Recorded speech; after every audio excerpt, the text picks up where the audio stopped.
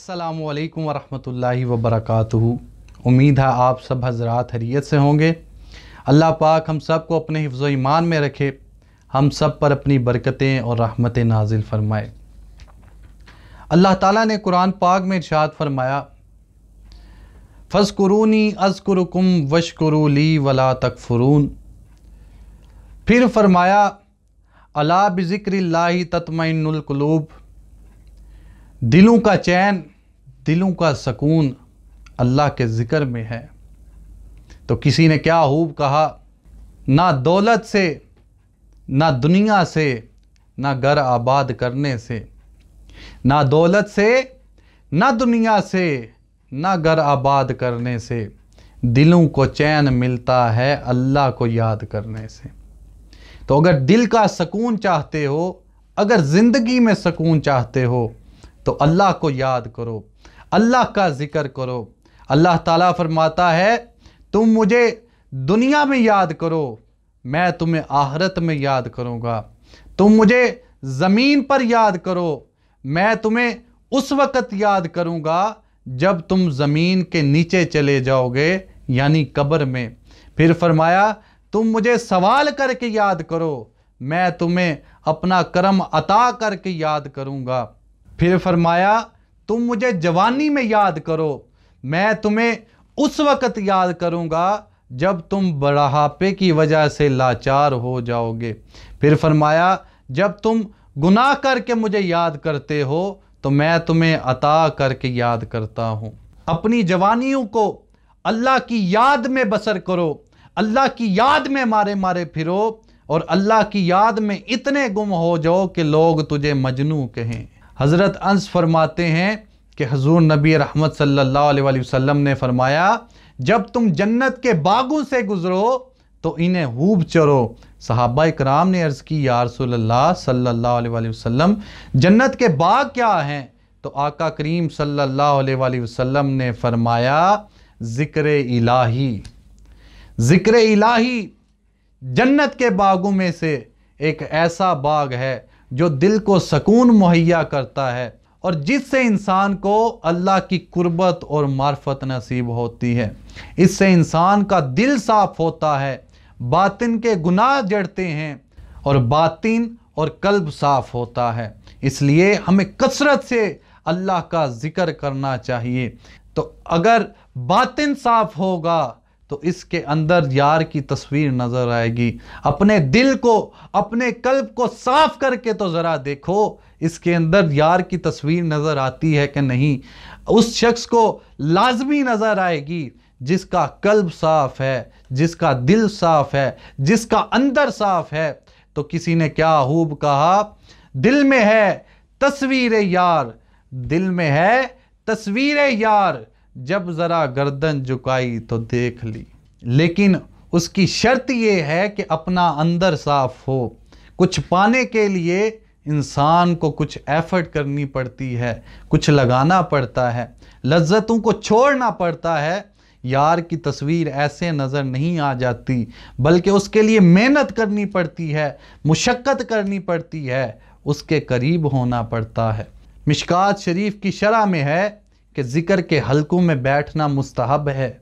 इमाम नूवी फरमाते हैं कि जिस तरह ज़िक्र मुस्तहब है, इस तरह ज़िक्र के हलकों में भी बैठना मुस्तहब है। इमाम बहकी और इमाम हाकिम हज़रत अबू सईद खुदरी से रवायत करते हैं कि ज़िक्र इतनी कसरत से करो कि लोग तुझे मजनू कहें, लोग तुझे दीवाना कहें, पागल कहें। इतना कसरत से ज़िक्र करो, चलते ज़िक्र करो, उठते ज़िक्र करो, बैठते ज़िक्र करो, हर वक़्त अल्लाह की याद में मशगूल रहो। यही इंसान की कामयाबी है और यही हमारे पास आखिरत का सामान है। एक बुज़ुर्ग से एक शख्स ने सवाल किया, कहा, हज़रत मुझे ये बताएं कि एक शख्स ज़िक्र की मजलिस में बैठा होता है, उसको बड़ी नींद आ रही होती है, और एक शख्स सिनेमा के अंदर मूवी देख रहा होता है, उसको कई घंटों की मूवी के अंदर नींद नहीं आती। तो आपने बड़ा खूबसूरत जवाब दिया। आपने कहा कि मुझे ये बताओ کہ انسان کو پھولوں کی سیج پر، پھولوں کے بستر پر اچھی نیند آتی ہے یا کنڈو کے بستر پر اچھی نیند آتی ہے؟ تو اس شخص نے کہا ظاہری بات ہے انسان کو پھولوں کے بستر پر اچھی نیند آتی ہے۔ تو آپ نے بڑا خوبصورت جواب دیا، آپ نے کہا انسان جب ذکر کر رہا ہوتا ہے اس وقت پھولوں کے بستر پر ہوتا ہے، اور جب فلمیں دیکھ رہا ہوتا ہے، موویز دیکھ رہا ہوتا ہے سینما کے اندر، اس وقت وہ کنڈو کے بستر پر ہوتا ہے۔ تو اللہ اللہ کا مزہ مرشد کے میخانے میں ہے، اللہ اللہ کا مزہ مرشد کے میخانے میں ہے، دونوں عالم کی حقیقت ایک پیمانے میں ہے۔ تو ہمیں کثرت سے اللہ کا ذکر کرنا چاہیے، سکون اس چیز میں ہے۔ ہم سکون پتہ نہیں کہاں کہاں تلاش کرتے پھرتے ہیں، سکون ہمارے پاس موجود ہے، ہم اس سکون کی طرف جا کر تو ذرا دیکھیں کتنا سکون ملتا ہے، کتنی لذت ملتی ہے۔ اللہ کے قریب ہونے کا ایک بڑا ہی آسان ذریعہ ہے۔ جو لوگ یہ کہتے ہیں کہ اللہ اللہ کرنے سے کیا ملتا ہے، میں حضرت ابو الحسن حرقانی رحمۃ اللہ علیہ ان کی بات کو یہاں نقل کرنا چاہوں گا۔ آپ نے ابو علی سینا کو بڑا ہی خوبصورت جواب دیا۔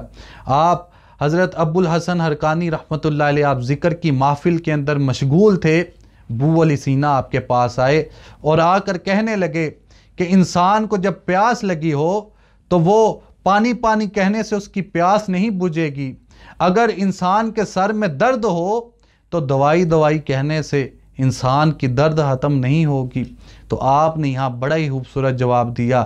آپ نے ابو علی سینا کو کہا ارے گدھے تجھے کیا پتا ہو کہ اللہ کے ذکر سے انسان کو کیا سکون نصیب ہوتا ہے؟